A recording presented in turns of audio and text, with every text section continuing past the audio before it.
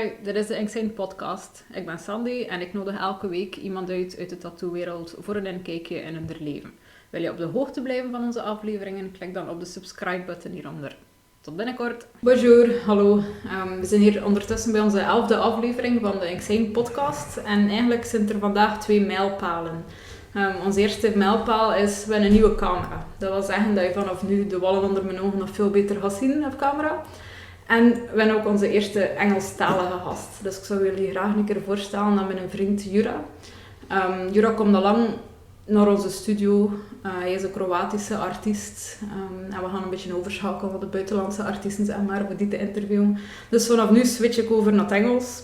Voor de gelegenheid heb ik ook alles klaargezet voor een pina colada klaar te maken. Dat moet ons een beetje helpen met die switch naar de Engelse taal. Welkom Jura. Thank you, Sandy. Good to be here. Very good to be here. I just explained that you are a friend from the shop since a few years. You come here from Croatia. Yeah, it's been, I think, since 2016. Yeah. The first time. So Really? that makes it 6 years. You remember exactly on the timeline. I was just looking on Facebook because I was not sure. Facebook knows everything. Yeah, exactly. I always have this cliche first question on the podcast, but for us it's actually a very interesting question, which is going to lead us to the reason why I invited you here for the first time. So, where do you come from? What is like your family situation, and what has been your education? Well, I come from the northern part of Croatia, which is a little bit north of the capital city, which is Zagreb. So it's a very small kind of small region, which is mostly agricultural, and people grow wine, and people are happy farmers, and everybody's merry and like their food and wine. That's nice. And so I basically grew up on the countryside where my grandmother, she had chickens and some other animals, and I used to like to run around in the forests behind the house and stuff like that. And then I went to a primary school, 8 years, and then after that I went to so-called gymnasia, kind of a classical education type of high school. It's a 4-year program. Okay. Where you study all sorts of subjects with a hope of one day then becoming a university student.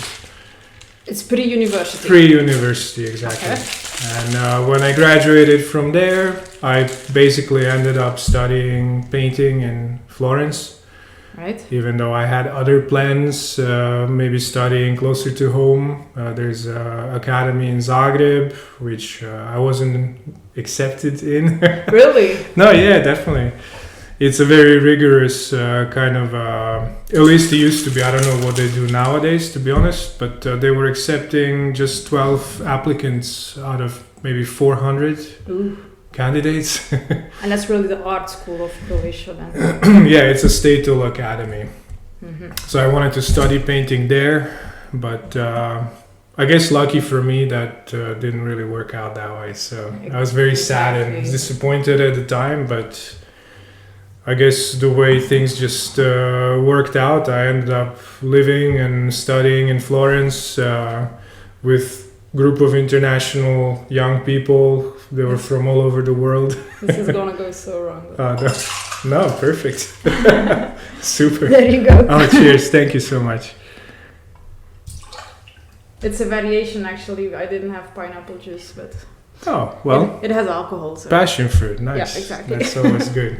Thank you. Sorry for interrupting. No, so no because problem. you got denied in a school in Croatia, you decided to go to the Florence Academy instead. Yeah, I had another option. I was looking in the schools, into schools in Vienna.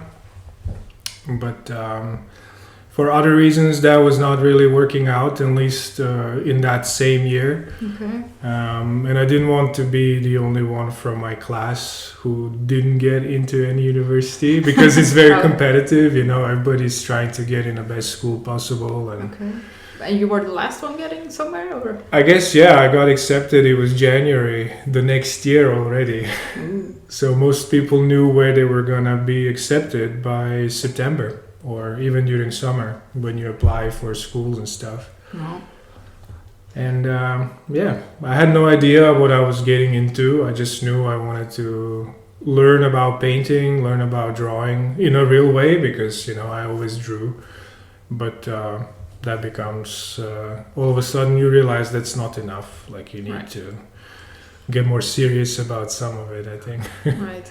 And the Florence Academy is very serious about that. It's how many years? Well, nowadays it's a 3-year program, but a lot of students, at least in my day, were studying for longer periods than just 3 years. Mm-hmm. And then over the years of the school, because school has been around now for close to 30 years, probably 30 years actually, yes. And over time, because they are a private school founded by an American who came to live in Florence. And it was just an atelier in the beginning. It was not a formal education. Like you wouldn't get a degree and all of this. Before your time, you mean? Or well, I just joined at the time when it was becoming a little bit more organized, I guess. Cool. But a lot of people who came there didn't even bother about the degree. Because if you're gonna be an artist who's active painting, but when you have a client, no one asks to see your degree. It's the portfolio that basically, Right. So I wasn't too worried about it. Yeah. Right. And you did the classical approach like they do nowadays, like 1 year of drawing before you even start painting? Basically, when you get started in a program, you pretty much spend quite a bit of time, maybe a couple of trimesters. Each trimester is a 11-week long period. Okay. And you basically begin by learning about this so-called sight size method, which means you draw your subject in exact size you see it, basically. But you learn about it by copying two-dimensional pictures, like drawings that were made by this artist called Charles Bargue in 19th century in the Academy in Paris. And he was asked to basically do a series of cast drawings. Yeah. So he drew them from life and for us students to copy. He was that good, basically, to learn about. Just to explain better, so the original artist has the real plaster cast in front of him. Yeah, and he draws it in the same size on the paper, and you guys copied from his paper to your paper. I'm sure a lot of people that work in a shop who, tattoo in a realistic way, you end up realizing when you want to make something that looks real, that detail, like what people like to call it, obviously matters. So when we look at an object or a person in real life in front of us, we tend to see everything. Every little hair, every little freckle on the skin. But I guess this school was more about teaching you how to select what is the most important information visually that you can then select from this infinity of choices that are in front of you, to put them together, that a viewer then believes in the illusion of this being a three-dimensional form. And then later you add color as well. So that's basically what the school is all about. So you're working from live models for most of the time. You come in the morning, like at 9 o'clock, you have a nude model already standing on a podium. And you have a 3-hour session, and then a teacher comes by, and you get a critique. If you're lucky, maybe 2. Oh, only 1 in the 3-hour session? Yes. Oh, wow. Yes. Yeah. Because supposedly critique, if you are paying attention to what's being explained, you would realize it's not a matter of just fixing something a little bit. You pretty much end up realizing everything needs fixing. But while you are painting, you're getting the instructions live from the teacher who gives the demo? They come. Yeah, of course. You have your easel and you're looking at the model, and then the teacher comes to your board where you're painting or drawing, and then the teacher looks at your drawing and compares it to the model. And based on what the teacher sees, you get critiques. Usually it's about being proportions are wrong, or gesture would be the movement that the body, the way it stands, like to get the natural stance of a person, so you could guess how much they weigh, I suppose. Okay. So you have to pay a lot of attention to how you construct the figure without any shading. We're talking now. We're just talking the big sort of outlines and the blockiness of the mass. That's really the hardest thing to get right, because everybody who has even just a little bit of talent, when you give him pencil and enough time, you can make a smooth transition to happen, right? That's not what they're teaching you, actually. So everybody is allowed to render things the way they come naturally. Right. But I guess the choice of material is kind of important. So they tell you what paper to use, what kind of charcoal to use, and later brushes and paint and canvas. So all of that is being taught every day. It's a very cool place. Yeah, it sounds like it. Yeah. How close to the very little details do they go with their critique? Do you get like hard critiques for the smallest detail that you missed, or is it more? I guess what they would give you the hardest critique about is if you have let's say a standing nude, and if you stand, you usually end up shifting your weight on one of your legs because it's like somehow you become more stable. So if that standing leg is not functioning correctly, like this is where the rest of your figure just falls apart based on that. So there are a lot of focuses on that. And the full figures were the most part of the whole school, or were just the portraits as big as a part? I guess, whether you're studying sculpture or painting, because those are the only two options at the school, everything, the whole curriculum revolves around the nude. Oh, okay. The human form. Yeah. But of course, portraits are then part of that, a seated figure, portrait that has hands and maybe interior happening in the background, or they're wearing fur like a costume and stuff. Yeah. So it's just a really good place to learn the craft. And you are also surrounded with the surroundings of Florence, with the museums, with that's really the classical architecture. I think only from being there you are already in a good mood in the right atmosphere to do this kind of work. I don't think I really appreciated it when I was younger, when I just wanted to study. Siberia would have been fine if that school was there, I didn't care. But now, after not doing that for a few years, I sort of think back on the actual city of Florence. I didn't realize I would miss it, maybe. Right. So how much time did it take until you started with the paint and the color? Usually, sometime during your second year. Yeah. Wow. I guess it also depends on the student, because everybody is moved forward based on merit, you would say. Very individual. Yes. Yeah. So you can make lightning fast progress if you have the ability to learn what they are teaching, but oftentimes it's difficult to put it all together. It's a pretty big concept to understand fully, I suppose. Of course. So that's why it takes quite a long time to practice this. Yeah. What age were you then? I was 19 actually. Yeah. Right. And you did it 3 years, 2 years, 3 years? I guess I did almost 5 years as a student, to be honest. But I think at the time, because school was a little bit smaller than it is now. I think the director of the school was keeping me study the nude for longer, because obviously he knows that once you get really good at that, there's almost nothing that you would find challenging. You took the 5 years because you could take because I could afford to. I had a scholarship, so there was no time limits on how long I needed to spend on these projects. Right.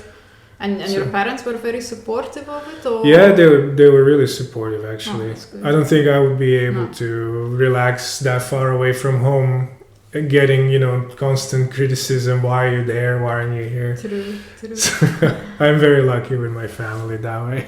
Nice. You also evolved towards being the teacher there, right? How did that go? How did you transfer? Was it like one day you changed the roles, or you go into it fluently? It started with basically because the school has the summer program. So besides the regular academic year, in July. The whole month of July is sort of open to part-time students, you can say. Yeah. And then they come to Florence for 1 month, and you either paint a nude for a month, or you paint portrait. You could do landscape and other courses, sculpture. And I started by just simply assisting one of the senior teachers, help him set up, for the class, the easels and things. And I think I've done that for a couple of years. And then after that, I think because, it's sort of like a forever changing situation with who is around, a little bit like your shop. So when some of the older teachers left, people move on, they move back to their countries and so on. I was just offered one day, would you like to? And I just said yes. I didn't think I was ready. I didn't know if I can actually do it. Are you ever ready to do that? Yeah, exactly, right? Right. So I just kind of jumped in, and I've realized that I'm able, because I didn't even know if I had anything to say. Can I teach somebody something? Yeah. But you sort of get really beaten down by all these teachers, so you actually don't have a big ego while you're a student there. But then you realize when someone who's a beginner comes in front of you and you've already been in the school for 2 years, you actually have a lot that you can say that could be helpful to them. So most of the students already were in the normal school also? The summer school students, they usually know. They're people who never painted even before. They come out of curiosity, and some come to check out the school. Some of our students come from very wealthy families. So their parents would send them in advance to Florence to kind of live there and experience the school and see if they even like it. As a tryout maybe even for Yeah. So, there's a lot of different kinds of people that come in the summer. What different type of other peoples? You have the young students checking out the school? Yeah, if you're from United States, if you're 18, you're not allowed to drink. For example, in America, you can't buy alcohol, and then they come, they're 18, and in Europe, with 18, you can pretty much do anything. Right. So you get these young people who, for the first few days, they're around, and then you realize that they are here to party. Oh, yeah. And which is okay, because then few people drop out of the class, which means that those who stay can get more time with me as a teacher. Private, and I also paint with them, so I have more time to also, because if I think of painting nowadays, I don't like to get into painting like more big pictures, but if I got to paint the nude in a really good light, that's still your super favorite. Exciting, definitely. Yeah, absolutely. You still do it?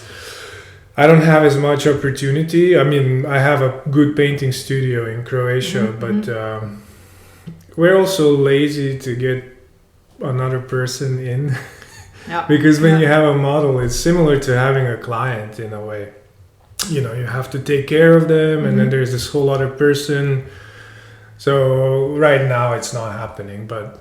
And I can imagine in a classroom it sounds more normal than a one-on-one painting exercise. Sure, but if you're a painter, I've had models one-on-one before. If it's somebody who is professional and they're used to posing, there shouldn't be any weirdness. Only if you make it. Right. Yeah. It can happen. Yeah, it could. Well, actually, the summer course is the reason why a few years ago, for my tattoo studio, I was looking on the internet, like, where can I be taught better? And I was really looking to that summer course for a few years, but it was very expensive. It was 6 weeks in a row, so I had to leave my business and my dog for 6 weeks, and that was like the stupid step why I didn't do it. I regret that a bit now. But after a while, looking at it and not doing it, I decided to just email the teachers and ask if they could come to here instead. That's very smart. So I emailed you as the first one. I checked out the portfolios of all the teachers of the summer courses, and I just sent an email like, look, I have a tattoo studio and we could use some extra teaching. Can you come and help? I had no clue that you were tattooing them. I was secretly tattooing. I wouldn't tell you at first. I needed to see the situation. So first you came to here? And the job was to give a charcoal course. That's right, yeah, You I were going to remember. do a portraits class 2 weeks every evening That's with right. a few of my artists. That's right. That was great fun, actually. Yeah. And a lot of them, I'd say almost everybody did very well. Mm-hmm. To my memory, I don't know why I say almost, but I think the course went well. That's what I'm trying to say.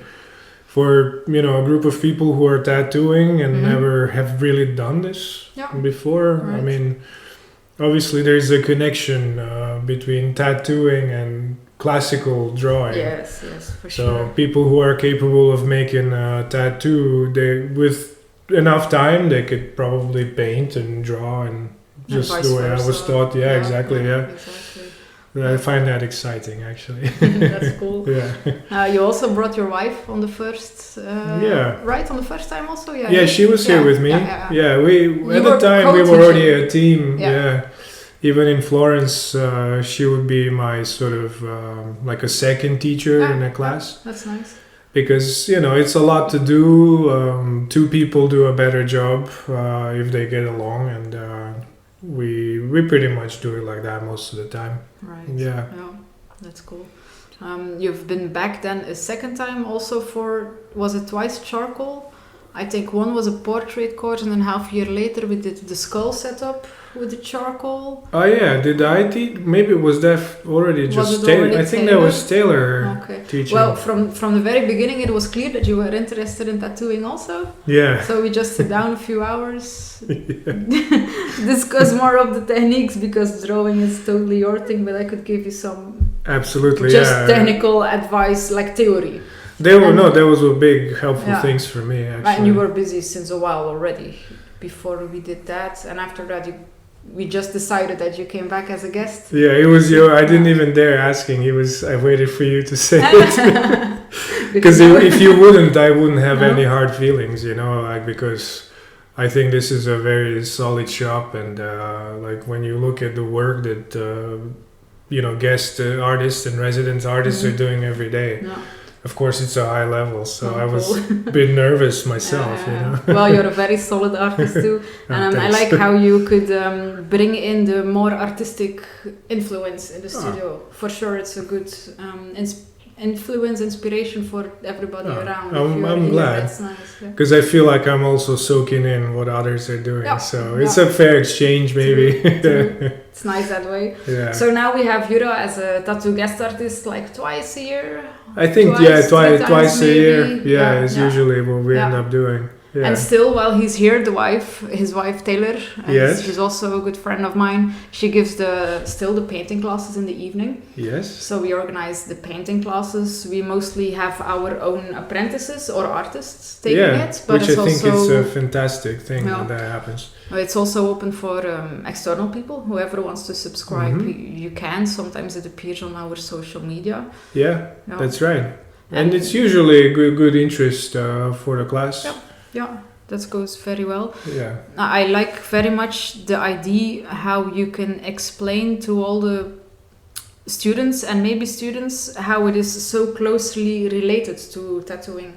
Like some of our students who come that are also tattoo artists but not Inksane tattoo artists. It's really nice to make the people understand how this painting is theoretically basically the same as tattooing. It's just a different technique. Just different surface, different tool in your hand. But I mean, the end result, if we're talking about some kind of a realistic theme in tattooing, end result should be, fairly similar, right? Yeah.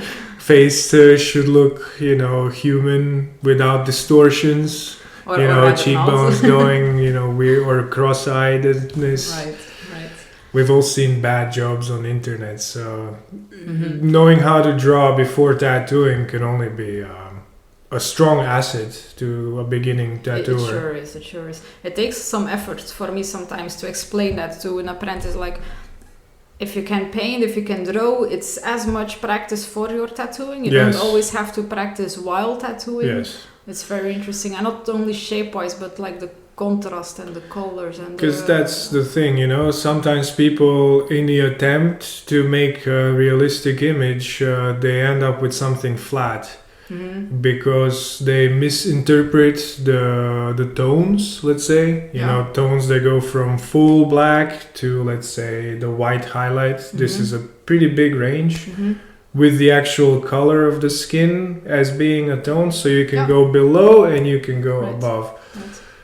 But if you have that clicking in a clear way in your mind, I don't think you'll find yourself in a dead-end street. Yeah. Because sometimes your stencil can wipe away, or I don't know, I'm making up problems.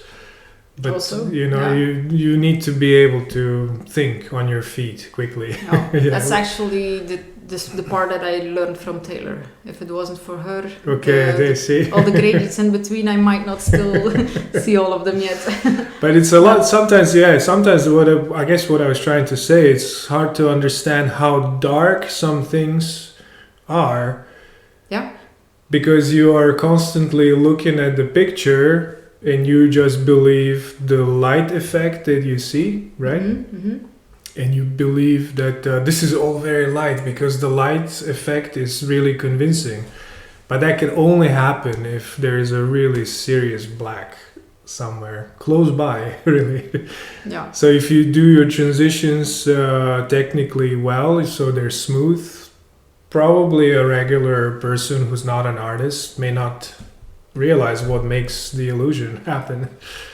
We understand that. Most artists who are looking, they also understand that your white can only be so white because it's surrounded by enough black. But the struggle, as many of us might know, is how do you explain it to the client? A client is mostly wants to, not all the time, but mostly clients wants to keep it light. And then we have to explain, we can't. If this is not black, then this cannot be appear as light as you want it. It's hard to find not over sophisticated explanation for that. Yeah. But you know, in the end, you just say if you want light, you need to have something dark in contrast. It's a yin-yang situation. You need both for something to happen. Yin-yang, that might explain it all.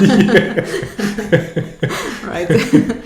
But if it's, if it's done incorrectly, and if, let's say, not to go too technical, but if some of the form that's supposedly facing the light, if you get carried away and you start away on shading and you make the halftones too dark, again, it goes weird, right? So there's a balance there for sure. So like a bit of understanding, bit of training is, like I was saying, very helpful in that matter. Yeah.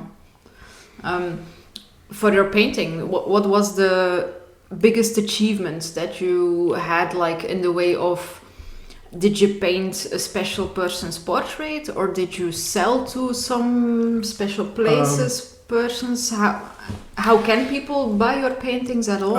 Well, the way it worked, at least for me, I didn't realize that was kind of a privilege. I was a little bit too young because it is hard to make money as a painter, right? It's super difficult. Yeah. So because, like I was saying earlier, the school and the founders of the school come from America. They basically, they kept on trying to promote us who were more advanced students and people who were teaching. They wanted us to be somehow known. So they oftentimes invited gallerists from pretty important galleries, let's say in New York, So these gallerists would just say New York. Just an example. Yeah, I mean, I was really naive. I just thought, hey, this is normal. Yeah, they're coming through. They would come into my space. I would have a space, to paint in with my paintings on a wall or facing the wall. And they would just come, they would introduce themselves. We're so-and-so from the Ettinger Gallery in Manhattan in New York. And they would select a few paintings and just say, we would like to take him in our gallery and hang him on our walls and, let's see what happens. And I was just, crazy lucky that pretty much 90% of work I sent from my studio to any of the galleries. In the States, I was selling my paintings. To the point I actually end up kind of started to keep it a secret from some of my friends and some other people in the school, because I don't know, it was starting to be a little bit weird almost. You know, because people are competitive. Everybody wants to know why they don't sell and someone else does. But obviously, I don't know what the recipe is. Like, if I knew, I would be a trillionaire by now, you know? I was going to ask you, like, how would you recommend a beginning painter to get into those places? I wouldn't even know exact advice to give, just because of how smoothly I went in. I got invited. Uh-huh. And later, I've recommended some of my younger colleagues to the well-established gallery where I did in, and they would tell me, the galleries, that they prefer when an artist they know who they work with recommends somebody. Yeah. So I guess that is one of the best ways you can get into a gallery in America. So step one is sending you a friend request on Facebook. But I guess the first thing is your work has to be... Yeah, of course. Obviously, pretty solid, you know. Because if that isn't there, they won't be interested no matter who's recommending you. And your paintings are quite all around the world, right? Yeah, I mean, we were asking, some of these clients, I'm not even allowed to say who they are, but I had to sign some. Nobody's listening. But, some are actors, who have houses nearby, so... Sometimes they come in person, sometimes they hire interior decorator, designer, someone who costs way more money than my stuff does. Yeah. And then they come with a budget of, say, $50,000 or $100,000 to a gallery. And that's just for artwork. Imagine... For a few pieces. Yes. Yeah. And then they handpick the paintings to hang on these people's walls and... kind of goes like that. And then sometimes they decorate like a 5-star hotel somewhere in Singapore, and again they buy a bunch of oil paintings because it's that exclusive. And sometimes there's actual real collectors who probably make their money on Wall Street or something. And you should just be lucky that they're not buying abstract paintings, because obviously those still win even in America. Right. Those are the most expensive kinds of paintings. Yeah. So this was a little tiny niche to be, painting realistic, let's say still lifes, or just some kind of a painting where human is in some sort of action. Yeah. So there's a story in a painting. Those were the two types of paintings I used to make the most, and that's what I made my living, basically, selling. Yeah. Mm-hmm. That's nice. Yeah, I bought a house at home. From a painting? In Croatia. Yeah, just from that, Wow. But then in the end, it all kind of comes full circle, and I got really kind of tired of painting in that way, Did you have to paint what they requested, or you did whatever you wanted? I never. I always just painted what kind of entertained me. Okay. But then, at some point you realize, in order to paint the next painting, you'll have to end up probably recycling some of your old ideas or repeat certain theme. Maybe not exactly the same way, but at least elements. Yeah. So when I realized I'm doing that in a few paintings, I really started to kind of, I feel like I painted my still lifes. I don't know how many still lifes I have left in me, You think they're all empty now? I think at the moment it feels like that. I'm still lifed out, you could say. Okay. I mean, I know how to paint one if I have to, but...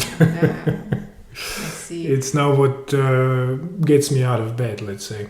I used to jump right out of bed in the morning just because I wanted to continue to work on something. Wow. Yeah. I don't know that feeling, jumping out of bed in the morning. Not happening. If we switch back to your tattooing, the subjects are totally different, right? Yeah, that's kind of another... Because... I really like some of the more darker themes.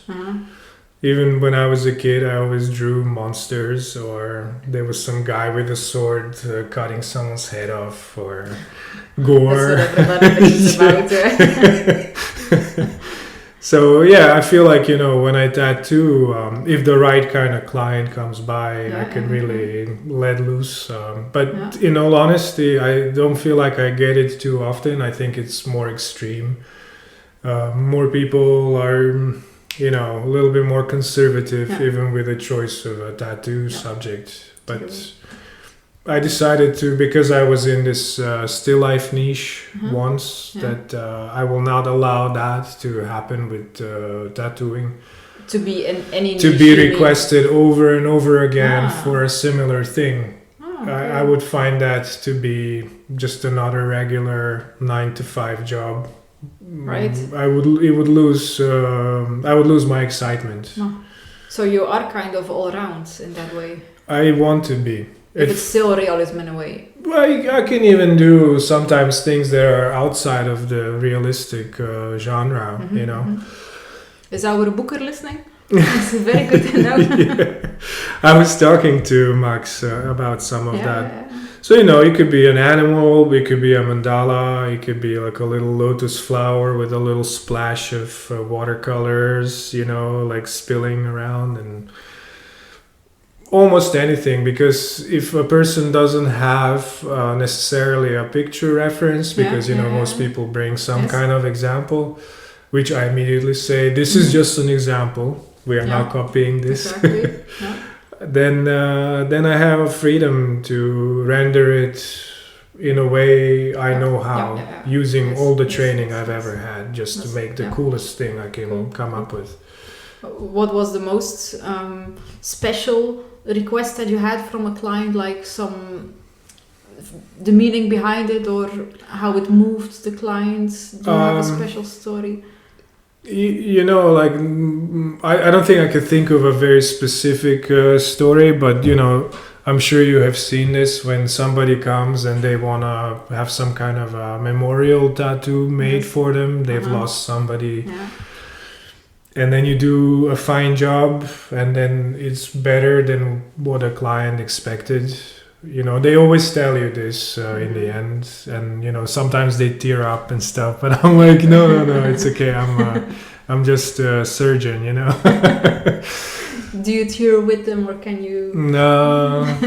Well, if you soak everything in that people bring, you won't do too well. So that's true. That's you have to true. protect yourself. There's days I come home from tattooing, and we all know that you get along with some people better than others, and when you have a difficult day like that, you soak in a lot of energy you don't want in you. So I try not to come home angry, so I walk around the block or something. Just to clear my head, because when you tattoo, unlike when you paint, you are actually physically touching another human being. And that was pretty strange for me at first. Like nudes is okay, but touching I was painting nudes. I would be like, okay, turn that way, turn this way. But you never would come any closer to them, except when you walk up to their podium just to mark where their feet go. So you're like a little bit closer to their leg or whatever. But this time it could be, any part of the body you can imagine, kind of in your face. Right. Did you ever had bad clients? Bad is not the word, but annoying situations? I think every tattoo artist has a moment where they're really challenged, whether to even continue with this, or should we just stop and you please leave my shop. Right. But it's almost 10 years. There was only one close call to that. Okay. Where was it at ours or at yours? No, he was not here. Okay. He was at home. He was at home. Okay. And I just said, we have finished for now and for all, and please don't come back. Right. I said it more directly, but Got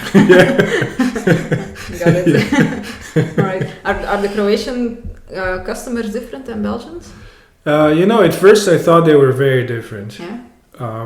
but that's just because I had a much smaller portfolio. Okay. So people didn't really always take advantage of everything I could do for them as a tattoo artist. Mm-hmm. I would try to always guide them into a better design. Mm-hmm. But without seeing what you can do, they will have a hard time believing, yes. Of course. Yes. But now when I have big projects and sleeves and all sorts of kinds of images to show, I find it relatively easy to make a booking, let's say. Okay. Yeah. People are now even maybe looking more specifically for some kind of a realistic expression, which I'm very happy about. That's nice. Yeah. It took a long time to get there. Yeah. But you got there. Yeah, a little bit better now. Yeah. So you have your own studio in Croatia? Yeah, me and my youngest brother. Tattoo shop is called Vicious Circle Tattoo and Piercing. We have a Facebook page and Instagram, of course. And he's my youngest brother, and he's also a piercing artist. Oh. So he began by being a piercing artist, while I just tattooed. And then over time, he slowly got more and more, courageous. Yeah. And after piercing for a few years, you sort of develop a feeling what it's like to be touching and poking skin. Okay. So he began by making hand poke tattoos, but with manual, because that was the closest thing to his piercing tools, I guess. But now he's using a very fancy, pen machine and all the gizmos and tricks you can find in the market. So we make a good team. Yeah.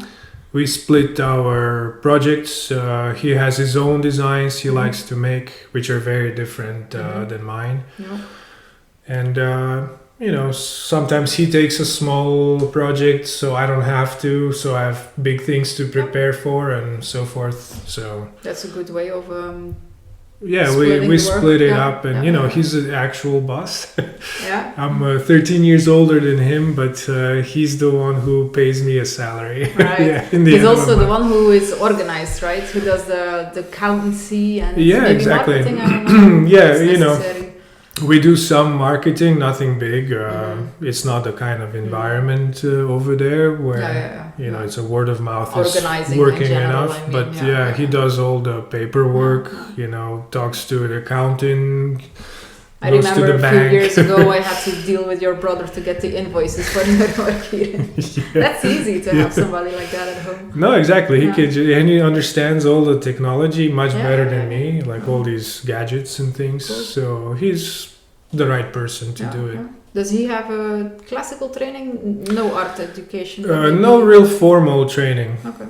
And that's even what he could take advantage by me being around, that's already he soaks it in through different channels than directly. Does. But that's cool. Your city is very small, right? Yeah, it's about, let's say, surroundings and the town maybe make some kind of 25,000 people. But there's no really big towns, but the whole region is kind of densely populated. Yeah. So the whole circle that we sort of have as our pool is about 100,000 people, let's say. Oh, still, that's pretty okay. So it's a pretty good amount of people to have a shop. There's few shops, actually, and everybody has work. Okay, cool. And you told me that the client's attitude changed after COVID. You now have actually your business exploding. It's very busy. It was very strange because it was so slowly rising, and then in 2020 we had to have a lockdown. I guess it was the month of April. Mm-hmm. And until then business was steady, but we knew it could be better. And then once we got to go back in business, I guess because people couldn't travel, people couldn't gather, bars were closed, so on. And people chose to spend their money somewhere like with us, get some cool tattoos. And I guess it really started like that, actually. And it's still like that now. And it's still going now, And we get clients from, Slovenia is a country really close. Mm-hmm. and sometimes even people from Germany. For But how example. far exactly is Slovenia for Oh, you? like from my house, like 2 minutes. Okay. I could probably throw a stone I with shouldn't a have said that, slingshot. it sounded better. From the next country. Yeah, but it technically But it it's is. true, yeah. Yeah. Some drive for like 2 hours, for example, just to come. I always find that pretty humbling for me that someone's willing to take a long drive, in a sense, nice. just to get a tattoo, which I'm sure they would have a local tattoo shop as well, but they choose us. That's super cool. So that's very cool when that happens. Yeah. Very excited. That's nice. How would you recommend to the younger artists to get known across the border and to attract this? Of course, there is social media, which you need to know how to play well. You have to be present, but I'm convinced that still the best way is to give yourself time without getting greedy and just try to get enough happy clients. Right. Of course, you need to find a way to create your own designs so they would accept it. So once they leave your shop, being very satisfied and understanding that you actually just created something just for them. It wasn't necessarily from internet, the picture. People like that are happy and they talk about it, and they usually have other friends who have other tattoos, and the word spreads, but it doesn't happen overnight. I guess you just have to be patient. Right. So you go actually for the best customer experience you can have, but while maintaining your identity as an artist. And there is a balance there. It's a business, so client of course needs to feel like they are the most important thing to you in that moment. Without losing your integrity, of course. I'm not saying do anything. Yeah, exactly. But the good tattoo that they are convinced that is good and the right tattoo for them. That's the secret, probably. That's cool. Yeah. Do you remember maybe what is the nicest compliment you received by a client? Is there anything that sticks? I just really like when a person, because sometimes, it takes a little bit of convincing. And then when that person at the end of the day, when they look at their tattoo, say, this is so much better than I imagined this should be. That's the famous phrase that everybody right? wants to This hear is after when the you feel, session. okay, I have done my job with this person, and usually they come back as well, Because nobody can just take one tattoo and be happy, usually. You can't have one. No. Indeed. Yeah, that's for sure the thing every artist has to strive to, that your client goes out with a feeling, right? I have more than I ever could imagine. Exactly. Yeah. Then the money they invested doesn't matter to them anymore. Also, and super cool. Exactly. It's just you and your brother, no extra artists at home? Do you plan on expanding? We're thinking how we could probably have a slightly bigger shop. So, because at the moment we just have like one table. So we take one client a day. So sometimes we take like a long full day tattoo project with a couple of piercings in the meantime. So it becomes a little bit, I have to time my break. And then my brother comes in while I'm outside with a client, I don't know, smoking on a balcony or something. And, piercing goes fast. Yes. So within 5 minutes, we can already... Fast. Yeah, my brother, he has these techniques he learned in his tattoo shop, which I feel badly. I should give him a shout out, but I'm not really sure anymore. I forgot what the name of this shop. It's in Rijeka. It's this town on a coastal part of Croatia. And this tattoo piercing artist named Eva, surname escapes me again. She learned tattooing sort of around the world. She had a lot of experience. And she does it by hand, never using any tools. Okay. So it's like a so-called freehand piercing. And I guess it just goes quicker when you have the confidence to do it, when you have a good eye to make line holes line up, because some piercing go through 2 holes. Now I'm talking about piercing, which I don't know anything about really. Okay. But yeah. But he's very good, yeah. Do you fight like brothers about who left the lid from the toothpaste in the bathroom that you forget to screw it up? Do you have the same if you share the workplace? I think I'm the captain discipline in that way, because... I'm sure you are. Yeah. I can totally imagine. Because, in my opinion, when you come in as a client to a tattoo shop, it has to be something in between doctor office and a pharmacy and an artist studio. That means it has to be very clean, but a little darker then maybe.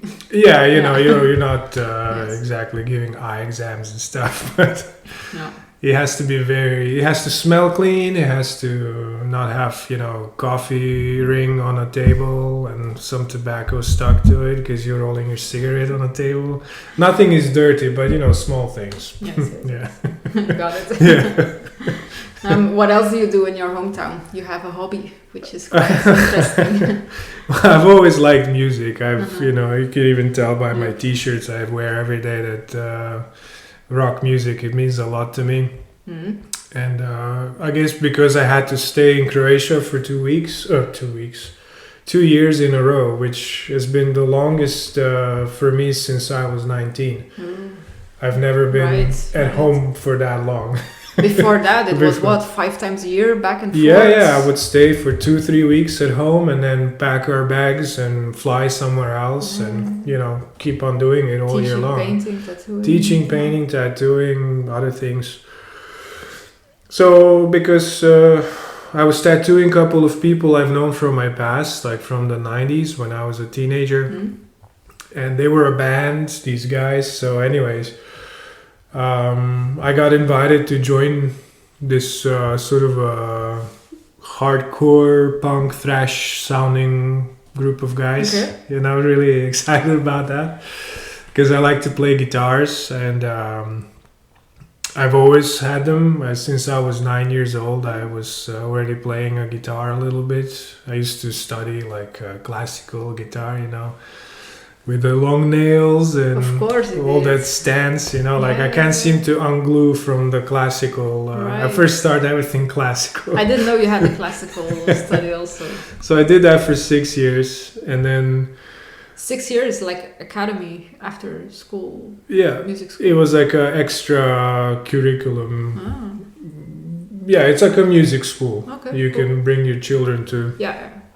And I really liked the instrument ever since.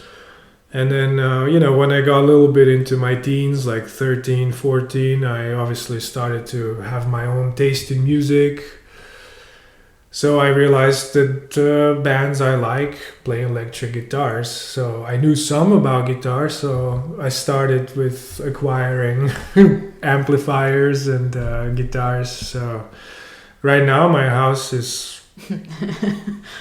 I should be way better of a player to have so much of toys, I bet not much of your house is for living. You have the painting studio, you have the music the painting studio is like pretty big. It's like 60 square meters and that's almost equaling our, living room and big, bedroom and kitchen situation. Yeah, there's something like a kitchen in my house too. yeah, exactly. But yeah, me and my wife Taylor, we basically like playing together.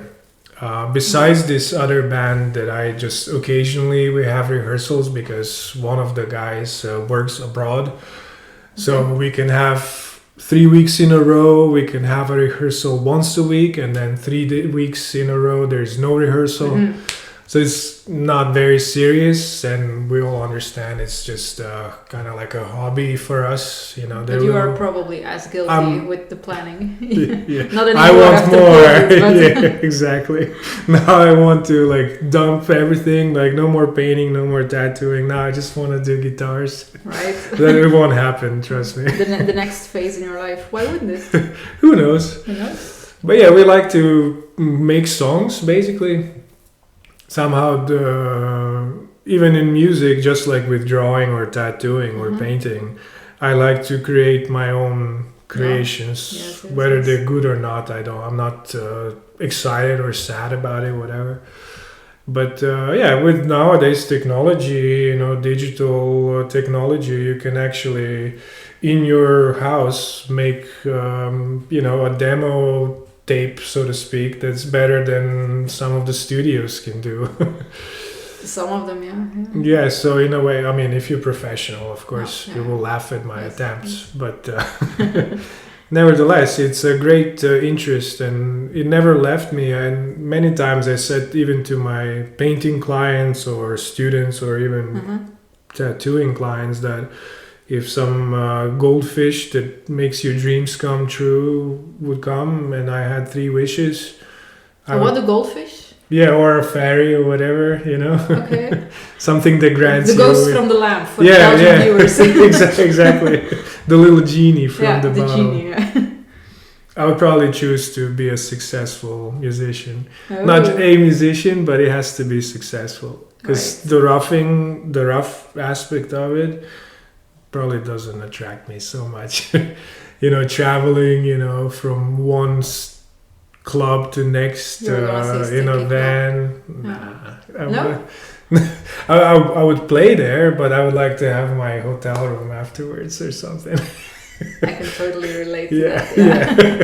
Yeah. Do you think that preference is because that's the one you have been less professional in from the 3? I think, exactly. That's the one I have the least experience. It's the one you still have to prove, but you're only 40 or so. For 40 was the number I passed. I have no clue, to be honest. I'm 42 later this year, I guess. I'm 41. 40-ish. I think you have time enough to I think so. I still feel like I have energy and I have enthusiasm, you could say. That's most important. Almost most important. Yeah, some people have all enthusiasm but nothing else. So I hope I'm not one of those. Yeah, but if you have anything else and you're not enthusiastic, it's not gonna... No, it's very true. And I just see music as a hobby. It's a really... I don't know, I just find it's like an outlet for something that I needed and it was missing. Right. And like I said, I don't pretend to be professional. I don't think I'm good or whatever, but it's for me mostly, Well, I'm sure you are one of my most educated friends who has managed to make a living from every creative phase in your life that you had. I think it's quite an accomplishment already. Oh, thank you. I appreciate it. Yeah, once I heard an experience. He was a photographer, an artist. He was American, and he said to me, because I was only 21 when he was telling me this, he said, you know, as an artist, you obviously you need to make a money, but that doesn't mean you need to be a prostitute. You should be a mercenary in a way, that you find your assignments, you find a way to get paid. But obviously you need to work really, really hard to have credentials. Right? So you can work for money, but don't sell out. Right. That's good advice. Yeah. That's a good one. What would you tell your 20-year-old you? Just have more fun. You didn't have enough Don't fun? be scared of what's in the future. Okay. Because I didn't know, how can you possibly know when you enroll in the school that you'll be able to sell paintings? That's not even what you're thinking about. No, I can imagine. And obviously you need to make a living. And my parents were giving me money, and that was not very easy because we're 5 siblings. I'm the oldest of 5. So I always just found a way to somehow get paid for what I was doing. You did very well, I think. Thank you. I think that's a good one to close the episode with. Absolutely. And thank you very much for being a guest in our studio. I think you're a good influence. Thank you, Sandy. Well, speaking of all of that, I feel like you're a very good influence on me as well. Thank you. Because you started all of this from the ground up. And that's something to be noted, I think. I know it's... when you're young and you have someone like Sandy, you can come and knock on the door feel like I would like to learn about tattooing, and you pretty much make that possible. If you're enthusiastic enough. You have to, right? All these things we said before. So I really admire what you've done, and it's not an everyday thing, and big bow, I would say, to you. Same to you. Thank you very much. Thank you. Let's have another one. Absolutely. Cheers. Cheers. Voilà, deze podcast zit er alweer op. We brengen elke maandag om 18 uur een nieuwe aflevering live. Wil je die zeker niet missen? Klik dan op subscribe onder de video. Tot de volgende maandag om 18 uur.